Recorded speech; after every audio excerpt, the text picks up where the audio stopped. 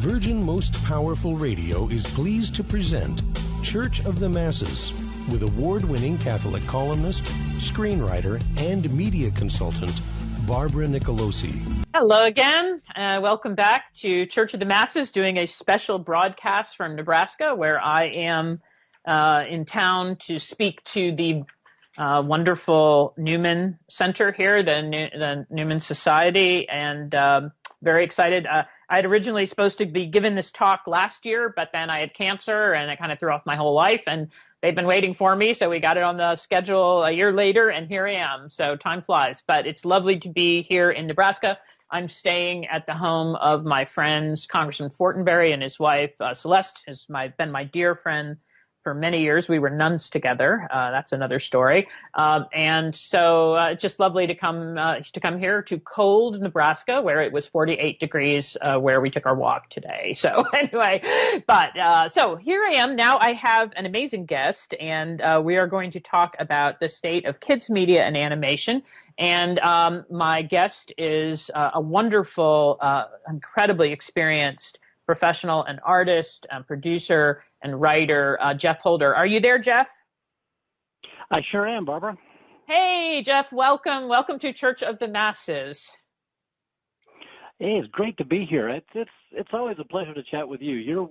I just wish you had stronger opinions and really weren't so wishy-washy. It's a great podcast you have here. Thank you very much. So my audience is mostly Catholics, but we are finding we're drawing people because it is on the internet. It's on a whole string of radio stations, small Catholic radio stations, but we do broadcast on the internet, and we get a lot of people there. So what I do every week, Jeff, is I kind of feature somebody who's out there and not cursing the darkness, but actually lighting candles. I'm getting to the end of my friends list, but in some ways, maybe I've saved the best for last. So anyway, here you are. Jeff, tell my audience a little bit, because it could take the whole hour if you went through your whole backstory, but how you got into this, and a little bit about how you got into animation and kids media. And then I want to talk about what you think, where we are right now. I kind of want to jump forward and look at the current offerings. But yeah, so how did you decide to be an animator? Well, I moved out here from Georgia, grew up in Georgia, studied broadcasting at the University of Georgia, moved out here as quick as I could to be Steven Spielberg. And when I got out here, I found out there was already one of those here, and they didn't need another one. So I started trying to say, okay, I'm going to be a writer. What am I going to do? And I actually stumbled into kids programs by being a temporary secretary at ABC. I just was running spec scripts, trying to get spec scripts seen. Meanwhile, I paid the bills by being a secretary. And I was there at ABC Kids programs. And the people, one of my jobs was the scripts would come in. And I said, hey, I could write one of these scripts. And I showed it to the folks, and they showed it around. And I ended up getting an assignment to write on Scooby-Doo. This is way back when, in the late 80s. And that was my first assignment. And once I had that, I was like, well, hey, there's Dennis the Menace shows going over here, and ended up doing 20 scripts from there, and then a whole bunch of stuff that nobody remembers. And it just started snowballing. And then, so I kind of found it by, we'll call it providence, but I really just found that I absolutely loved it. I'm more of a writer. I'm not really much of an actual artist. I'm more of a writer, producer, and I can draw, but you don't really want to look at it. So what the snowball rolling down the hill was writing for kids programs. That led to basically an executive role at ABC, director of kids programs, and that kind of led to other things, led to VP of development at Hanna-Barbera, right when Turner had bought Hanna-Barbera to launch the Cartoon Network.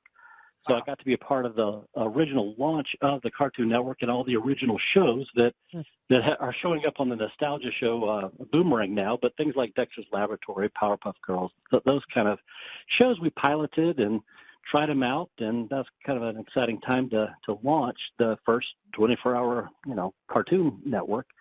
Went to Sony Wonder, worked with Sesame Street a lot, did a lot of things there, and then probably read this as midlife crisis, early 2000s, said, okay, I've been doing all this.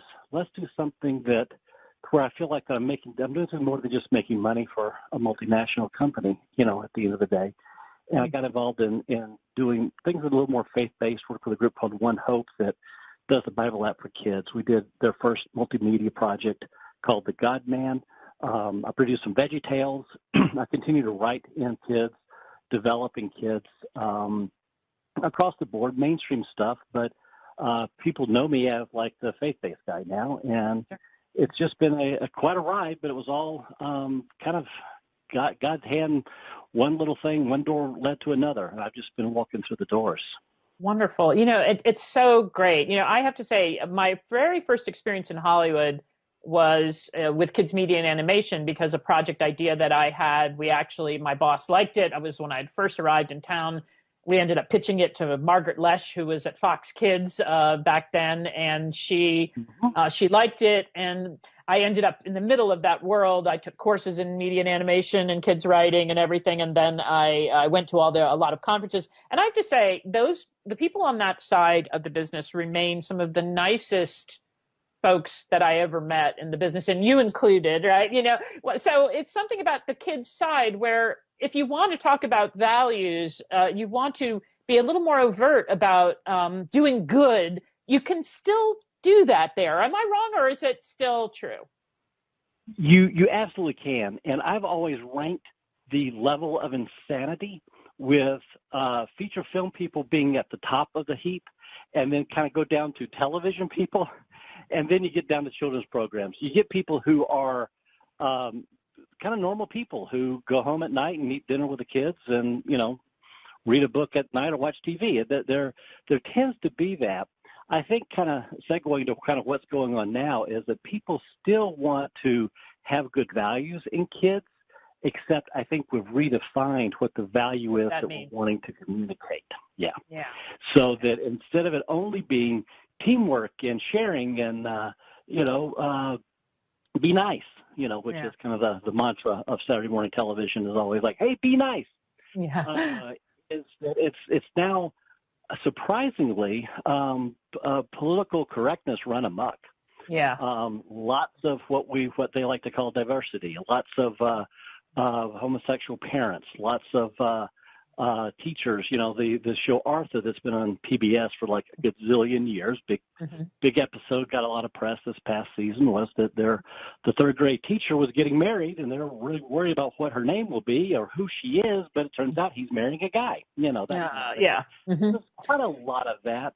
So I think that it's still very much a values centric thing, because I think we always feel like we can get away with it with kids programs, because we feel like we can and we should try to help shape the next generation.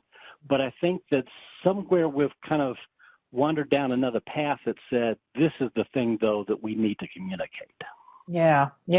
I mean, it's so pervasive. It's in everything. My sister was telling me, my nephew's textbooks, he's 10 years old, have math problems that bring in the LGBTQ agenda, in Connecticut. So if they can do it with a math problem, they're certainly not going to ignore half-hour children's television, right? So, but we'll get there. I think we could talk more about that. I think as we go ahead here. But I wanted to just kind of pull back a little and say, tell my audience, to me, the misconception is, writing for kids is easy, right? They're little, but in fact, I think it's actually harder because, what do you think about that? I know that I had my my honors students write a paper for based on a story of Jane Eyre. They had to write an XCOM on Jane Eyre, which is a exegetical commentary. And I said, I want you to write this paper for people who are 7 to 10 years old. And my students struggled so mightily with that. They were like, this is the hardest thing we've ever had to do. What's the trick of writing kids' entertainment? Well, I think there's a few tricks. I think that it is perceived badly. Kind of William Goldman in Ventures of the Screen Trade, he says, no one tries to explain to the cinematographer how they should light the scene because they don't understand photography, optics, all that kind of thing. But everybody knows the alphabet, so they think they can give advice to the writer. Yeah. And so I think there's a little bit of that sense of, we all were kids. I remember what I used to like. How hard would it be to write that? So I think that we just kind of bring a naivete to it. Is that